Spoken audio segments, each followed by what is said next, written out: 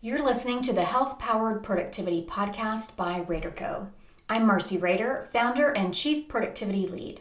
This podcast aims to give you and your team bite-sized, time-saving, focus-boosting, health-improving tips you can implement immediately. Now, on with the show.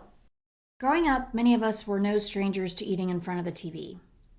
Holidays at our house meant maybe sitting at the table, but often the TV trays were still up and the screen time continued. I ate every meal in front of a screen, I would say until I was in my 30s, and then I started eating dinner at the table.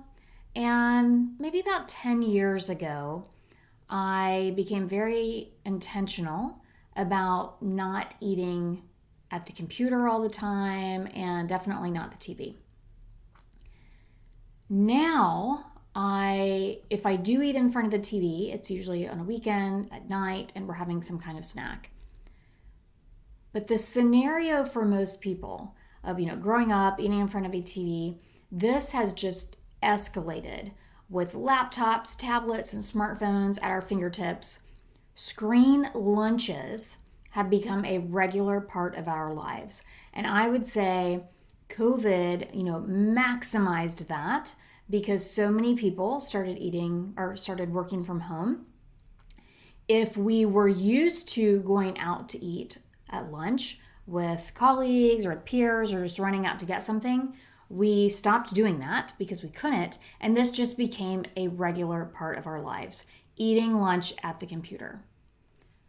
But what if I told you that this habit, it harms your satisfaction with your meal and it affects your productivity and your health? So the effects of screen lunches. 1, less satisfaction. Eating while you're distracted means that you don't fully taste or appreciate your food. It doesn't get imprinted on your brain that you've eaten, and the result can be more afternoon snacking. I can't remember where I read the story, but it was in a book, and it talked about this woman that would get the same sushi every day, the same dragon roll or something like that. And she would send her assistant out, and they'd bring it back, and she'd eat the sushi at her desk. And then one day they went out to celebrate, something happening at work, and they went to the same sushi place that she gets takeout every day. She ordered the same roll, and she told the assistant, "Start getting my sushi here. It tastes so much better."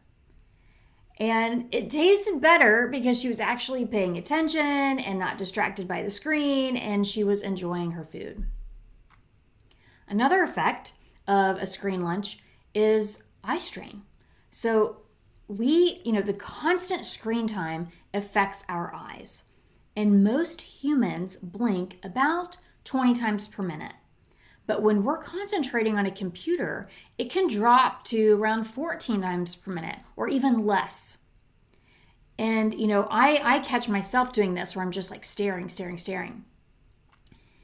And this is really interesting. We also don't do a full blink where the edge of the upper eyelid contacts the lower lid. And this can lead to blurred vision, dry eyes, and headaches. So, helpful tip, it still stands 20-20-20 rule. Every 20 minutes, look 20 feet out for 20 seconds. If you have to set a timer, do that. Screen apnea. Sounds very strange, right? We've heard of sleep apnea, but there's actually screen apnea. Focusing on screens can lead to shallow breathing or even breath holding. Pay attention next time you're working. Are you breathing shallowly? Are you holding your breath? I know I do this when I'm not focusing on breathing. Several years ago, my husband was next to me in bed, and he kept doing this, and it was just this weird, sound like, and I said, "Why are you holding your breath?" He said, "I'm not." I'm like, "Yes, you are. Yes, you are." And it was just so strange. And then I read in the book Breath by James Nestor that people hold their breath when they're staring at a screen. And I was like, oh my gosh, this is it. And I started learning more about screen apnea. And when I was giving this presentation a few months ago, this woman raised her hand in the audience and she said, oh my gosh, this is me. All of my colleagues around me think that I'm mad, and they'll say, what's wrong? Why are you mad? And she said, I'm not mad. And they said, well, you keep sighing. And she says that I'll do this like, and sigh. And she said, they think I'm mad and I'm holding my breath and I don't realize it. So when we hold our breath like that, it affects our diaphragm moving up and down, which affects our digestion. This is full circle with the screen-free lunch. It affects our digestion, and it can also create tension that can give your head, shoulder, and neck pain and aches. And you can return to a regular breathing rate by leaving your screen at lunch. We also can have low energy and focus. We aren't robots. We need breaks to recharge mentally, foster creativity, and stay productive. We don't often solve problems while we're staring at the screen. It's when our minds are, we're daydreaming a little bit or we're doing something else. And it's like, oh yeah, I know how to fix that bottleneck. And then even just unhappiness. A connection exists between screen usage during breaks and unhappiness. And your happiness actually increases if you have lunch with someone else. And we need to invest in that true restorative time. So, what happens if you are just your screen lunch every day of the week, every meal, you're eating in front of a screen? Well, changing lifelong habits can be daunting, but it doesn't have to be. I am a testimony to that. I'm a testament to that because, again, I ate every meal in front of a screen for probably the first 30 to 35 years of my life. So you can begin with 1 day per week. Aim to maybe eat more screen-free meals than not, but you could start with 1 meal a week on, 1 lunch on Fridays. Or 1 full day. On Fridays, I don't eat any lunch, any meals in front of the screen. Whatever works for you. If you have my book, Work Well, Play More, Productive, Clutter-Free Living, 1 step at a time, it is set up in levels of novice, pro, and master. Whatever is your level, that's what you want to start with. If every meal is screen bound for you, start with just 1 meal a day. Maybe I will not eat my breakfast in front of a screen. I will not eat my lunch. I will not eat dinner. If you are going to take a meal away from the screen, I actually think it should be lunch because your brain has been working so hard in the morning. It's going to work again in the afternoon, and we need that time away. And for me, my rule is no more than 1 meal in front of a screen a day. And that includes a snack. So I often have a smoothie for breakfast. And so I am in front of a screen because sitting at a table eating a smoothie is just kind of weird to me. So my lunch is always, as much as I can, I'll sit outside on the porch. Or another option is you can start your meal screen-free. Maybe the first 10 minutes of your meal is screen-free. You've turned away from the computer.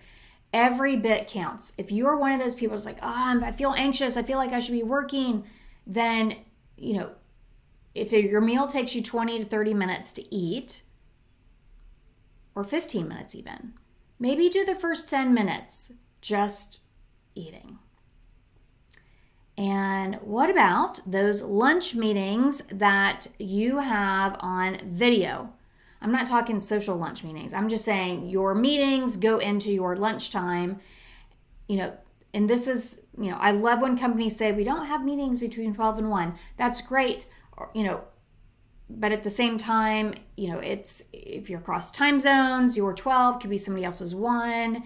And also, some people aren't hungry between 12 and 1. They have lunch later, they have lunch earlier. Video lunches feel strange and look really, well, impolite's a nice word, but they're just gross. It's funny how we can sit across the table from someone and eat and it's fine. But when we see people eating on screen, it is just, it's not very appealing. So I recommend turning off your camera and turning away from the screen and just letting people know I'm eating my lunch. So I have my camera off and I'm turned away from the screen. I'll be back. When you set up those screen-free guardrails, remember guardrails keep us safe, they protect our time, energy, and focus. We are embracing screen-free lunches as essential for our well-being. They help us take a break to move our bodies. We are getting away from a screen. They help us focus in the afternoon and solve problems creatively. They help us breathe better, reset our eyes, and recharge our mental batteries. So, people, grab your calendar, or pull it up, I should say, and block your screen-free lunches and mark it as lunch. If you followed me for very long, you know that just blocking time on your calendar doesn't do as much as if you're actually writing in what you are doing during that time. Give it a name. It is time to nourish your body and your mind and foster a healthier relationship with technology. Consider it digital downsizing at lunchtime. Screen lunches aren't just going to be a part of our past. We're going to have them sometimes, but they don't have to define our future. So think about it as a movement that you can start for your team, for your work, or even just for yourself, for a more balanced, happy, and productive day. And it all starts with turning away from the screen and savoring your meals. And who knows, you might find your afternoons more energetic, focused, and creative. Thank you for listening to the RaderCo Health Powered Productivity Podcast. The resources mentioned are linked in the show notes. If you found this podcast valuable, please subscribe, leave a review, and share it with someone you know who could benefit. For more bite-sized tips, our top recommendations, and to learn more about working with myself and the RaderCo team, from consulting and coaching to speaking and more, visit helloraderco.com.